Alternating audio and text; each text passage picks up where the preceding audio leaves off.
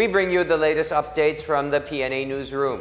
The Department of Agriculture has approved the importation of 21,060 metric tons of fresh yellow and red onions.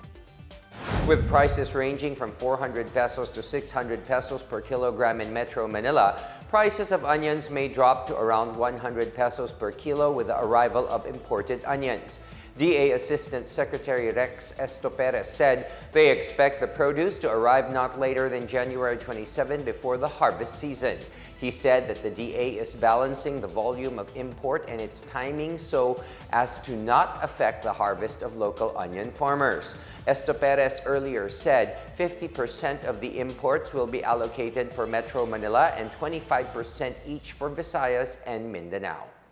Yung atin pong import din na volume ay base naman doon sa pangangailangan ng ating merkado. In the meantime, nawala pa yung peak harvest ng atin pong mga magsasaka.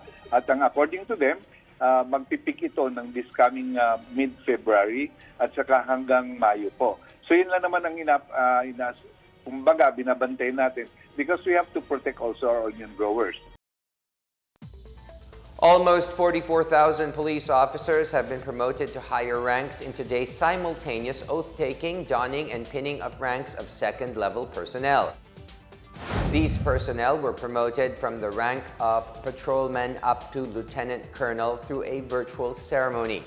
PNP Chief General Rodolfo Azurin Jr. said this promotion would mean a lot for their personnel, reiterating that those involved in illegal drugs have no place in the police force. He said the promoted officers must start cleansing their ranks, emphasizing that the line of law enforcers should not be tainted. Of the police officers who took oath, 406 were promoted to the rank of major, 3,568 to captain, 273 to lieutenant, 1,707 to executive master sergeant, 3,507 to chief master sergeant, 3,033 to senior master sergeant, 5,046 to master sergeant, 11,711 to staff sergeant, and 14,562 to corporal. The PNP said regular promotion program is being held to ensure a streamlined rank structure of the police organization. Meanwhile, the PNP said they have already identified the sources of the memorandum calling for police personnel to be on alert status. PNP spokesperson Police Colonel Jean Fajardo said a thorough investigation is now underway. The memorandum indicates an alleged destabilization plot in the AFP. Both the PNP and the AFP denied the rumors. And in our news overseas, around 1,000 Filipino nurses were reportedly affected as nurses from 2 hospitals go on strike in New York City. The Philippine Consulate General in New York expressed support for the Filipino-American nurses' call for better wages and working conditions. This after thousands of nurses at Montefiore Medical Center in Bronx and Mount Sinai Hospital in Manhattan staged the strike after an agreement with the New York State Nurses Association ended in a deadlock.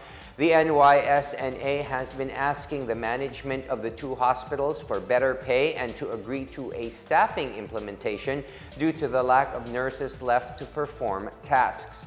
Lorena Vivas, NYSNA Executive Committee member for the Mount Sinai Hospital, said they wanted to ensure safe staffing so as to not compromise the health of their nurses as well as the patients.